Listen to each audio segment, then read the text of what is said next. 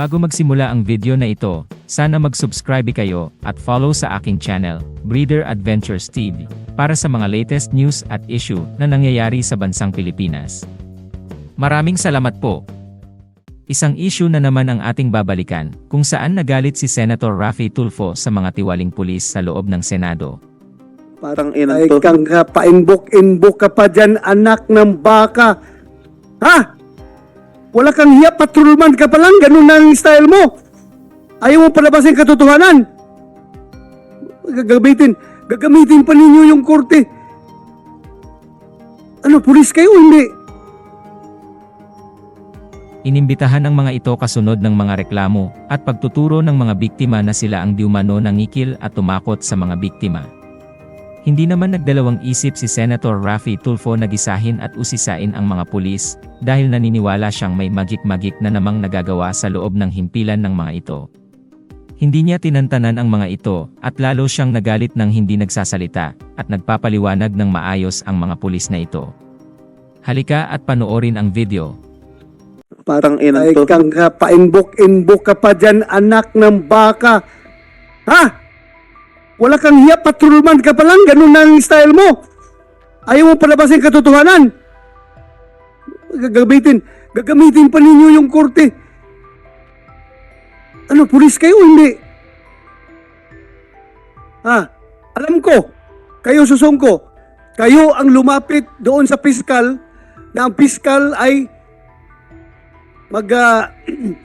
request sa korte na mag-issue ng gag order. Dahil ayaw niyong gustong lumabas ang katotohanan.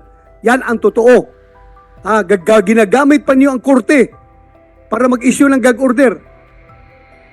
Yung piskal, hindi ba yan maglapit doon sa judge, sa korte, na mag-request ng gag order kung hindi nagagaling sa inyo? Ayaw niyong palabasin ang katotohanan? Gagamitin niyo yung korte para mag-issue ng gag order? Ganon kayo kamaro? Ganon kayo ka-sweetik ng mga pulis? Ha? Patrolman ba kayo? Ganon na ang inyong ugali ninyo? Gagamitin niyo ang korte? Masyado kayong ginagamit ang legal na umiwas sa katotohanan. Ay nako.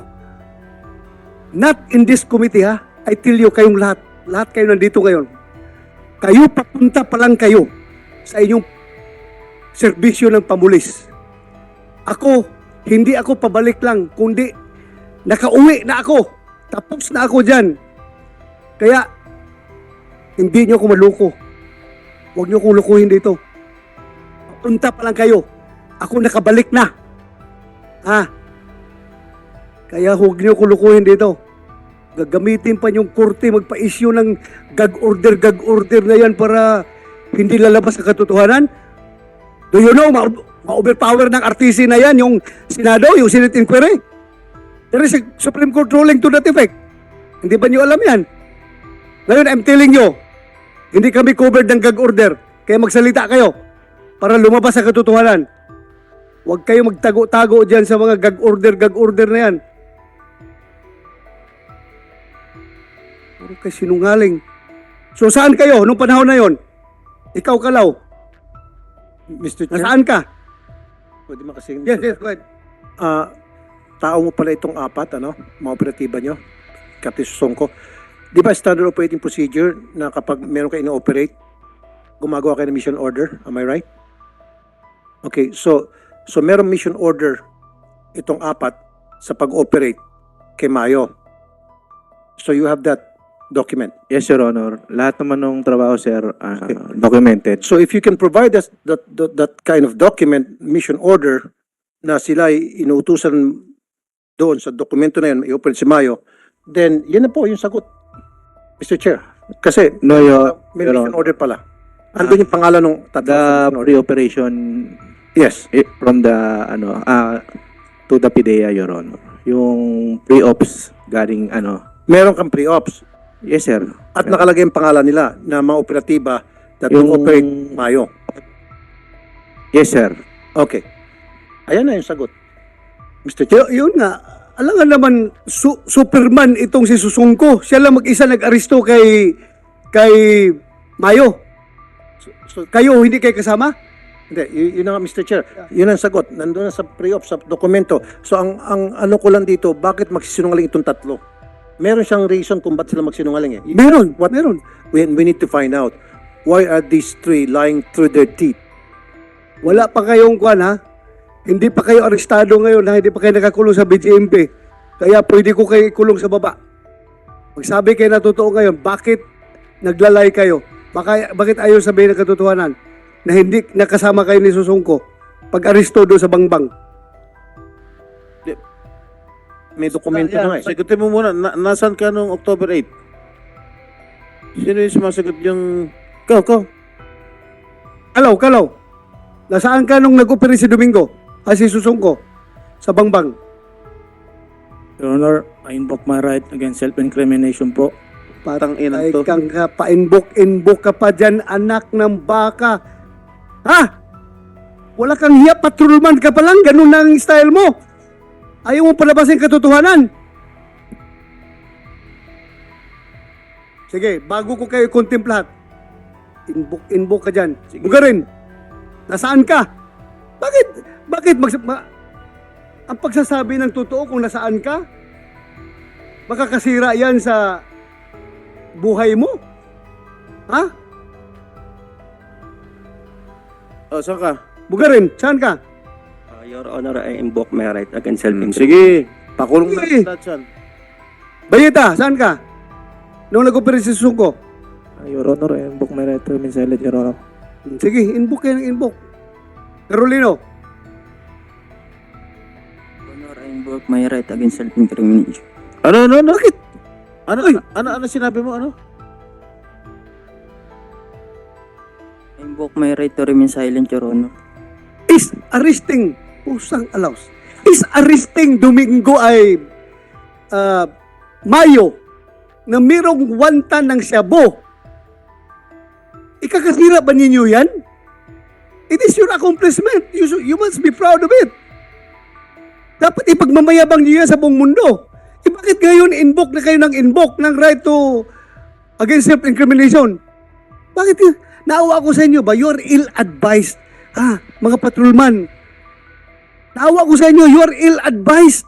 Kung sino man nag-advise sa inyo, kung sino man yung magaling na abogado na yan, nag-advise sa inyo na huwag kayo magsalita, huwag niyong bayaran yan. Kung sino yung abogado na nag-advise sa inyo ng ganun. Nakakasira ba sa inyo yan?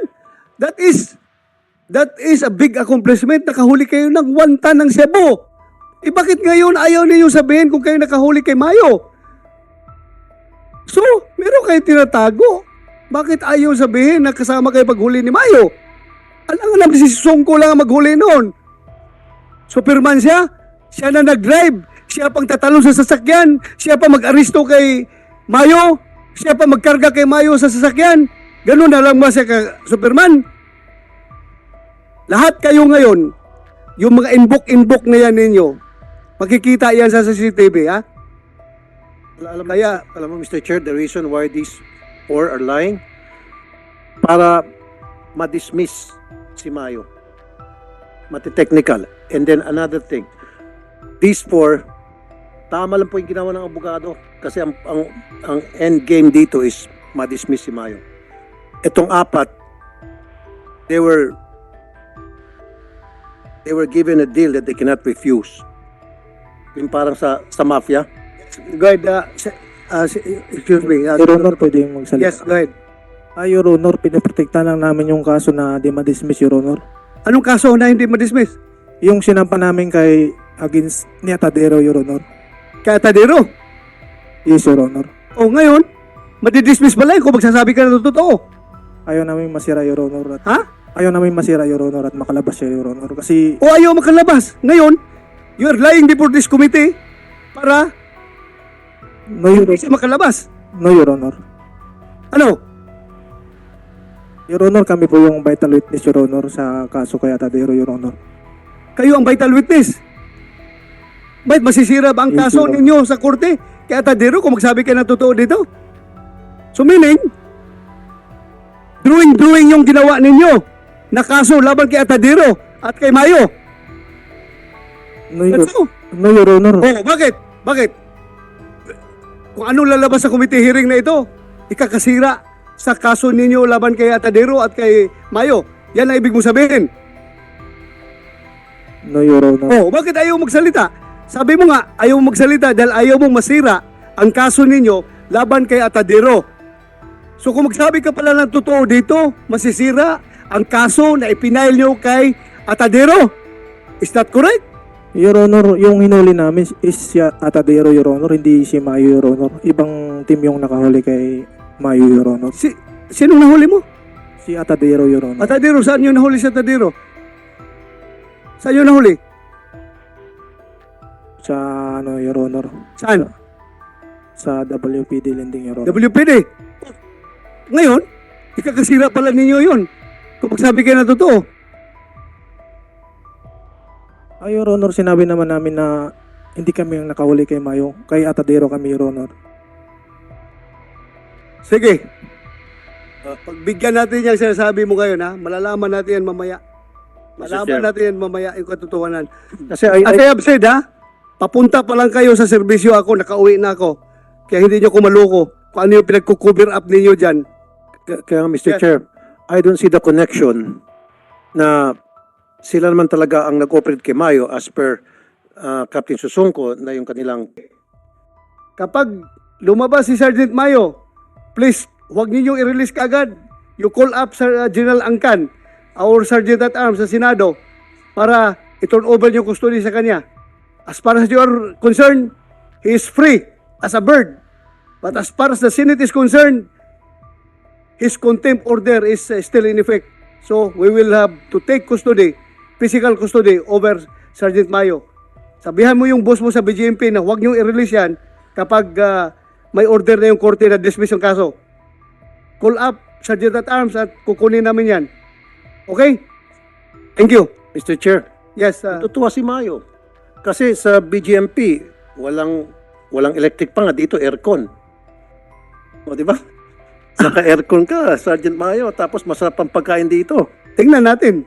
Tingnan natin. Tingnan natin. Chairman, Yes, go ahead, Sir. opo, gusto ko lamang pong sundan. Ginoong Tagapangulo, nais ko pong ipahayag ang aking motion na i-withdraw naman ang contempt citation ko kay Police Captain Jonathan Susongko sapagkat kahapon ay kasama natin siya. Nakita ko yung kanyang hindi naman kooperasyon, kung hindi nakita ko at naramdaman ko na nasa kanya pa rin ang pagiging pulis, Chairman. Maraming salamat po. I so move, Chairman. Thank Mr. you. Yes, before I act on the motion, Before acting on Senator Jingo Estrada, you have the For floor. acting on the motion of Senator Robin Hood Padilla, may I know if Captain Susongko has already admitted or divulged the name of the informant? Not yet, Your Honor. Kaya nga, I am inclined to advise Senator Robin Hood Padilla that I object, Mr. we will act on his motion later after we ask questions from Susungko. He should, Senator he should- Robin Hood Padilla?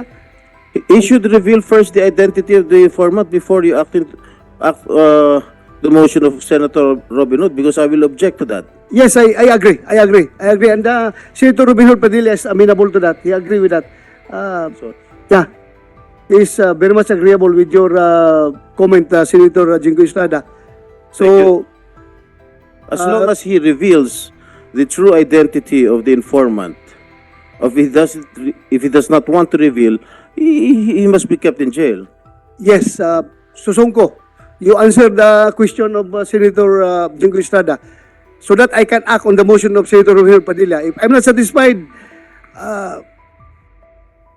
your contempt order stays. Your Honor, as I have told yesterday that regarding dun sa circumstances no Your Honor, I think that the information regarding that is the information, sir, regarding the informant, sir, has already been, I have already told to the good Senator, Your Honor, and Oh, may sinabi ka sa akin. Sino ang sinabi mo sa akin? Ano pangalan? Wala po, Your Honor. O wala nga. So walang informant. None, Your Honor. Okay, so walang informant. So, Mr. Inaamin Chair- mo na ngayon na niluloko mo lang kami noon na meron kang kausap pero there's no informant at all. Yes, Your Honor. Senator Jinggoy. I object to the, I'm sorry.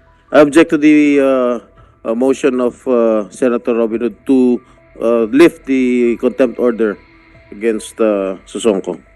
Yeah, any comment? If you Senator? cannot reveal the true identity of the informant, you will rot in jail, I'm telling you. Yes, any comment, Senator Rufino Padilla? Are you amenable to that objection? Wala, walang problema. Battle of the bigote ito eh. Hindi pwede maging battle of the bald. Ako lang isa ang bald dito. Sige, go ahead, Senator Rufino. Hindi, ano po, tama lang po siguro yun, Chairman, kung hindi pa po siguro matanggap pa ni Senator Jinggoy Estrada yung mga sagot ni Captain, at bilang ako po'y kasama kahapon at nakita natin, naramdaman natin yung kanyang pagkapulis pa rin. Basta standing lang po yung aking motion hanggang makumbinsi po natin si Senator Jinggoy. Maraming salamat po. Thank you, Senator Rufino Padilla, for your understanding. Thank you very much. It is very clear that this committee is one in purpose, one in direction. Ang direction natin dito is to find out the truth. So thank you, Senator Robin Hood Padilla. So there was an objection. The motion was overruled. For the meantime, the motion of Robin Hood Padilla is overruled. Abogado mo muna ako mamaya. Kausapin. Thank you, Senator Robin Hood Padilla. Senator Tolpo? Yeah, Mr. Chair, pwede ba natin obligahin yung PNP na from now on, kapag may ginagawang operation ng ating kapulisan, ay pasutin sila ng body cam? That has been merong circular ang Supreme Court yan na kailangan meron silang body camera. In this case, bakit nga kayo walang body camera? Where's Ulunan? Domingo, bakit walang kayong body camera? Itong operasyon na ito. I will seek with Ulunan, sir. Ang alam ko lang po is sa 17 regional offices namin, sir, is we only have one body cam each. Isa lang? Yes, Sir Honor. Di ba meron ng procurement? Sabi ko noon, ang priority niyo yung bigyan dyan, yung anti-drug operatives ninyo, like PIDIG. Bakit? Will you answer this, Chief PNP, General Acorda? Saan na yung pinocure ninyo na kukunti? Kung kukunti man lang. Sabi ko, priority niyo yung anti-drug operations na lagyan.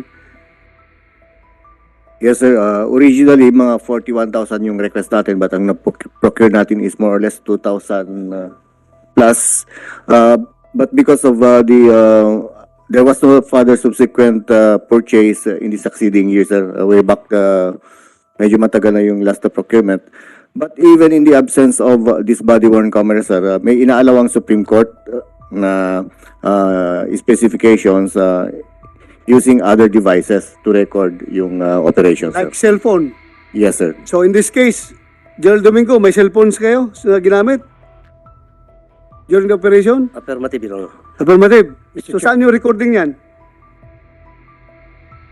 I suppose it's with the court With the court already? or Colonel Ulunan. Okay, thank you. Senator Tolpo, go ahead. Kasi Mr. Chair, yung cellphone kayang i-manipulate yun eh.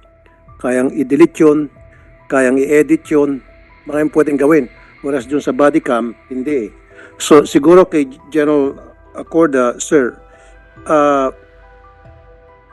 yung 2,000, sabi niyo po, ilan po? 2,696, Your Honor. So dun sa 2,600, pwede ba i-alat natin yun sa mga operatiba na gumagawa ng anti-drug operations?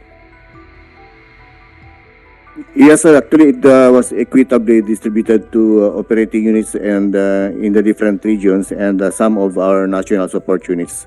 So let's make it a standard operating procedure, General, na hindi sila mag-ooperate ng anti-drugs pag wala ho silang suot na body cam.